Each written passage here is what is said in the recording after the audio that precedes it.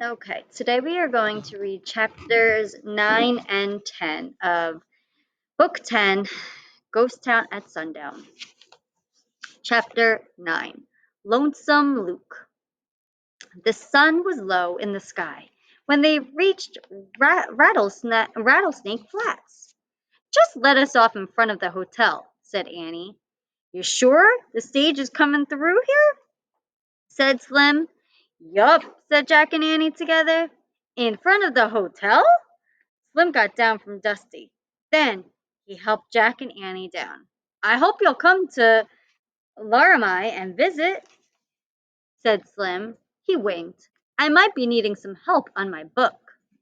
Remember, they told Slim that he should no longer, get horses and sell them, but to write his own book.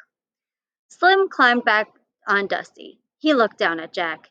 You know, Shorty, he said, you might be short, but you're mighty tall in the brains. Thanks, said Jack. And Smiley, Slim said. Your great coverage is nothing to smile about. Thanks, said Annie. Good luck with your writing, Slim, said Jack. I'm grateful to you both for steering me straight, said Slim. I promise I'll thank you someday. Really? Said Annie. A cowboy never goes back on his word, said Slim. Then he snapped his reins, and Dusty loped down the street. Bye, Slim, yelled Annie. Slim coolly turned one last time. He waved his hat. So long, partners, he called. Then he rode off into the sunset. Jack let out a deep sigh. Okay, I'm ready to take my boots off, he said. Me too, said Annie. They sat down on the porch of the hotel. They started pulling off their boots. There! Jack got them both off. He wiggled his toes. He took his sneakers out of his backpack and put them on. Annie put hers on, too. Man, sneakers never felt so good, said Jack. Suddenly, the sound of a piano drifted through the air. Lonesome Luke, said Annie. Jack grabbed his backpack, and he and Annie crept across the porch. They pushed open the swinging door. The piano was playing Red River Valley. Sitting on the piano stool was the dim but shimmering shape of a cowboy. We're going to make a stool that Lonesome Luke is sitting on. Just then, the ghost of Lonesome Luke looked at Jack and Annie. He waved a shimmering hand. Jack and Annie waved back. Then the ghost of Lonesome Luke faded away. Cold air wafted past Jack and Annie. They both shivered. Oh, man, let's go, breathed Jack. They leaped and dashed up the dusty road. They ran across the cracked ground and past the graveyard. They ran until they reached the tree with the magic treehouse in it. Annie grabbed the rope ladder. She hurried up and Jack followed. They were out of breath when they got inside the treehouse. Annie grabbed the ancient scroll. She unrolled it. Yay, she said. The scroll had one glowing word on it. The word echo. They solved the riddle. We got it right, said Annie. Jack grabbed the Pennsylvania book. He pointed to a picture of the Frog Creek woods. I wish we could go there, he said. The wind started to blow. The treehouse started to spin. It spun faster and faster. Then everything was still. Absolutely still. And now we're going to read chapter 10, Echo from the Past. Jack and Annie looked outside. The sun had slipped behind the trees of the Frog Creek woods. Annie still held the ancient scroll. She put it in the corner next to the scroll from their ocean trip. Just 2 more to go, she said. Yup, said Jack. He unzipped his backpack and he pulled out Days of the Wild West. He put it on top of a stack of books. Ready? He said. Annie was staring at the books. Her mouth dropped open. What's wrong? Asked Jack. Annie just kept staring. Have you gone nuts? Said Jack. Annie pointed at the Wild West book. Read the cover, she said. Jack picked the book up. He read the title aloud, Days of the Wild West. He looked at Annie. So? Keep reading, said Annie.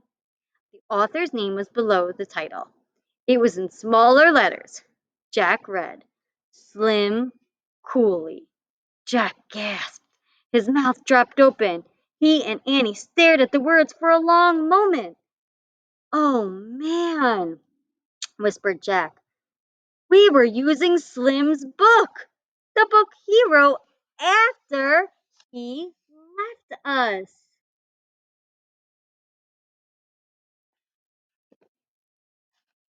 Jack and Annie shook their heads with wonder.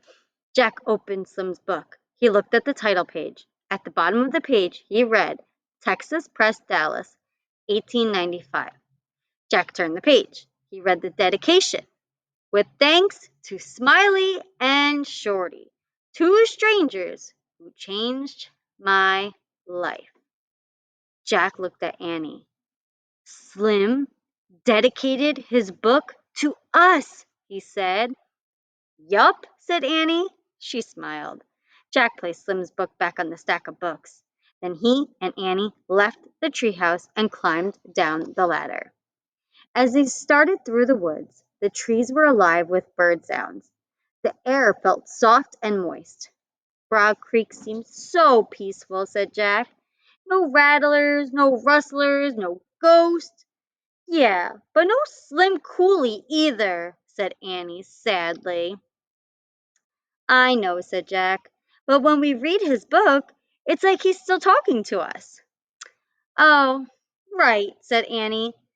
You mean it's like an echo from the past? Yeah, said Jack. Wow.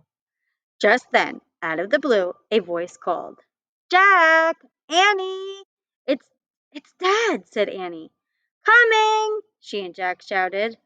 Then they ran all the way home, through the long shadows of the settling sun. Here are the words to the Red River Valley, the traditional cowboy song that Lonesome Luke played on the piano. The words are, From this valley they say you are going, I shall miss your sweet face and bright smile, for they say you are taking the sunshine that has brightened my pathway a while. Come and sit by my side if you love me. Do not hasten to bid me adieu. For remember the Red River Valley and the cowboy who loved you so true. There never could be such a longing in the heart of a poor cowboy as dwells in the heart you are breaking, while I wait in my home in the West. Do you think of this valley you're leaving? Oh, how lonely and dreary it will be. Do you think of the kind hearts you're grieving and the pain you are causing to me? From this valley they say you are going. I miss your bright eyes and sweet smile. For they say you are weary and tired and must find a new range for a while.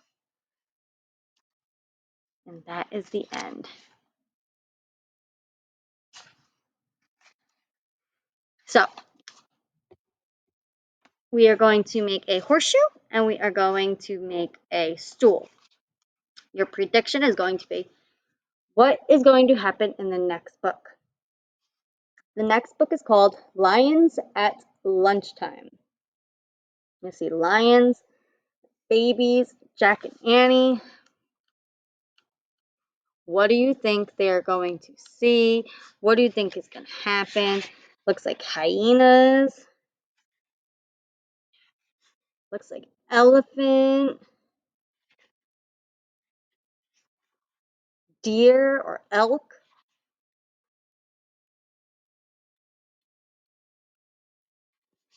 Giraffe. Where do you think they will be and what do you think will happen?